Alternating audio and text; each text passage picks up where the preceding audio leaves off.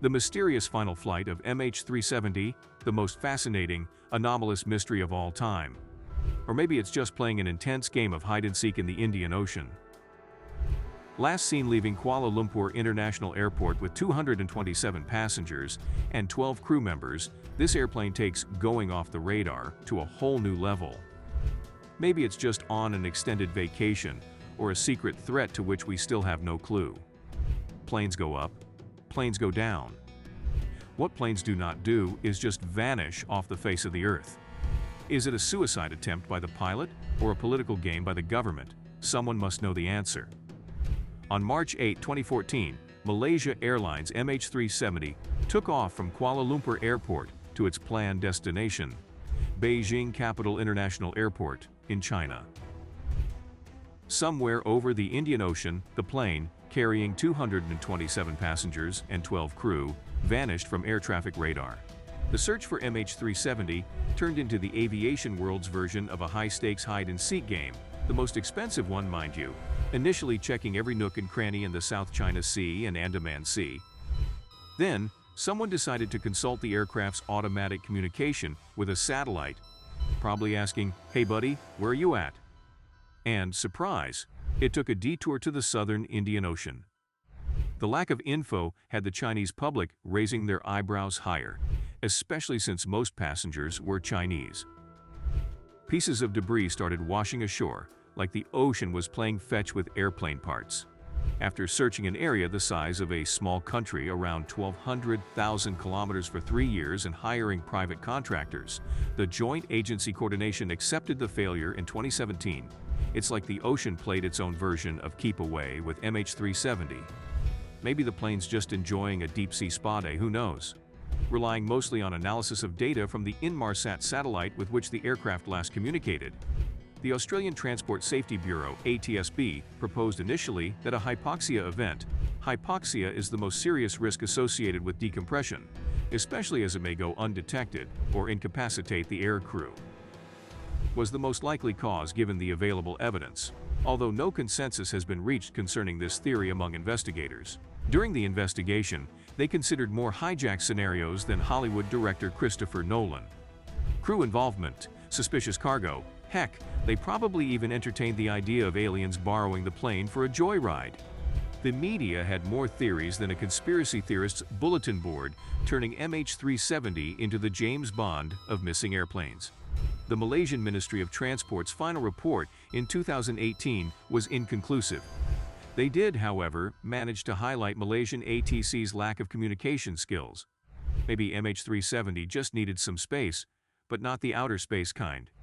From debris on a remote Indian Ocean island, investigators seem able to piece together the watery fate of Malaysia Airlines Flight 370. Yet for some reason they still seem unable to piece together the causes of the disaster despite obvious hints. One such hint is the general consensus that from the start, the plane must have been under the control of someone determined to push it off course, evade radar checks, and send the plane in the suicidal direction of the southern Indian Ocean. In which case, suspicion must fall on the only person who could have done all that, namely the chief pilot, Zaharieh Ahmad Shah.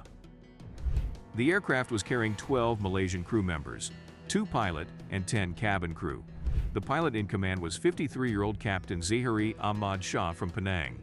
He joined Malaysia Airlines as a cadet pilot in 1981, and after training and receiving his commercial pilot's license, he became a second officer with the airline in 1983.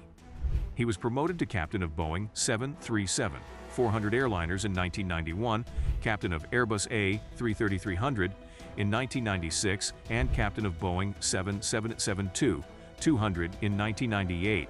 He had been a type rating instructor and a type rating examiner since 2007. Zaharieh had a total of 18,365 hours of flying experience.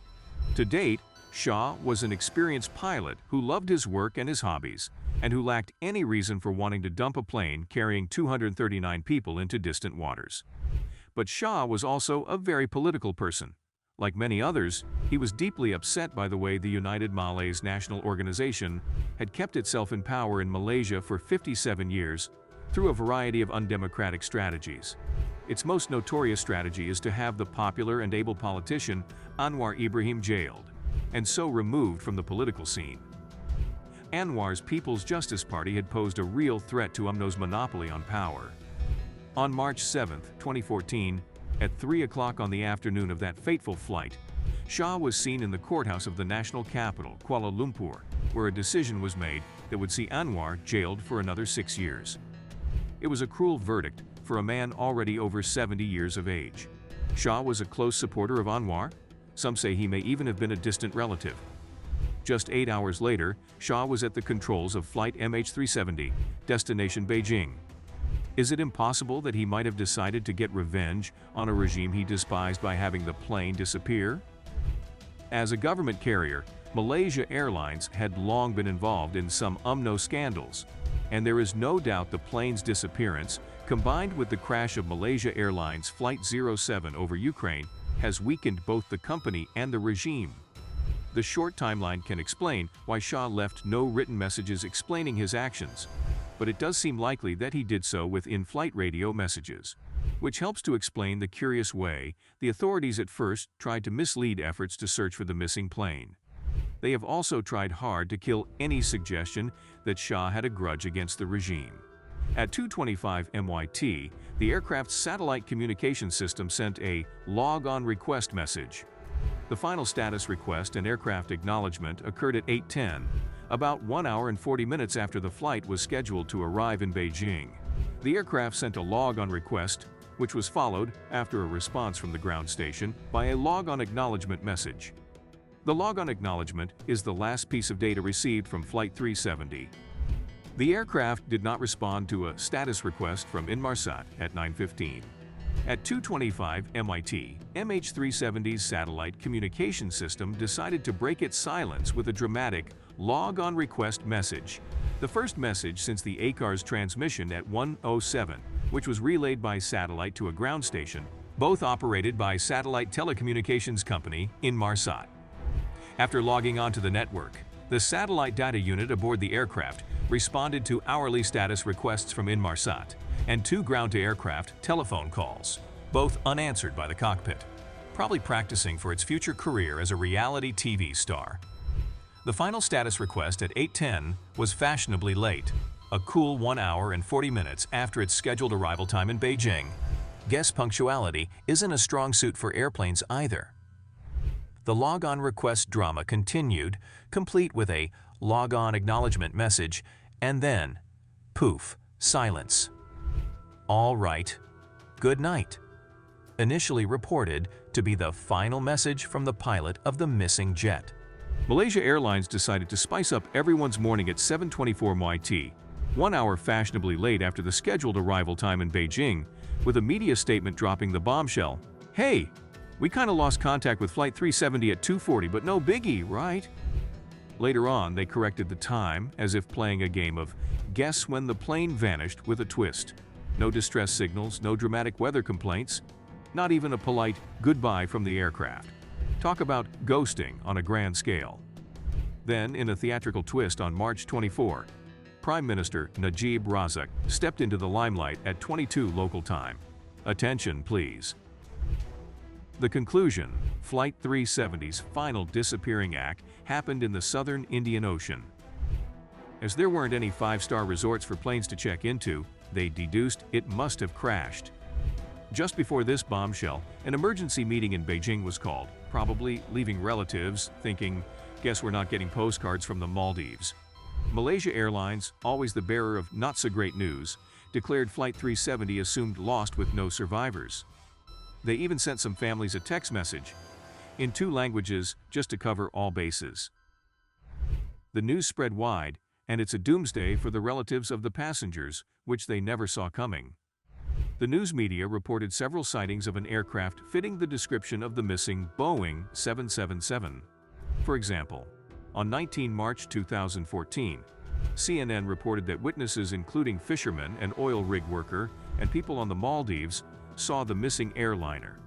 A fisherman claimed to have seen an unusually low-flying aircraft off the coast, while an oil rig worker, 186 miles southeast of Vung Tau, claimed he saw a burning object in the sky that morning.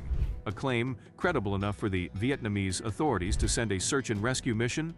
and Indonesian fishermen reported witnessing an aircraft crash near the Malacca Straits. 3 months later, the Daily Paragraph reported that a British woman sailing in the Indian Ocean claimed to have seen an aircraft on fire. By October 2017, 20 pieces of debris believed to be from 9 MMRO had been recovered from beaches in the western Indian Ocean. 18 of the items were identified as being very likely or almost certain to originate from MH370, while the other 2 were assessed as probably from the accident aircraft. In March 2022, Ocean Infinity committed to resuming its search in 2023 or 2024, pending approval by the Malaysian government. In 2023, Ocean Infinity was reviewing data from their previous 2018 search to ensure nothing was missed. Hope to resume the search in the summer of 2023 using Ocean Infinity's new Armada vessel.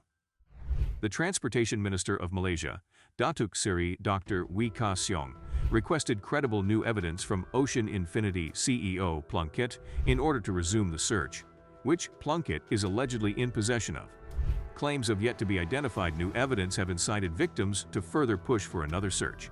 Malaysia Airlines was given $110 million, $126 million in 2021 from insurers in March 2014 to cover initial payments to passengers' families and the search effort.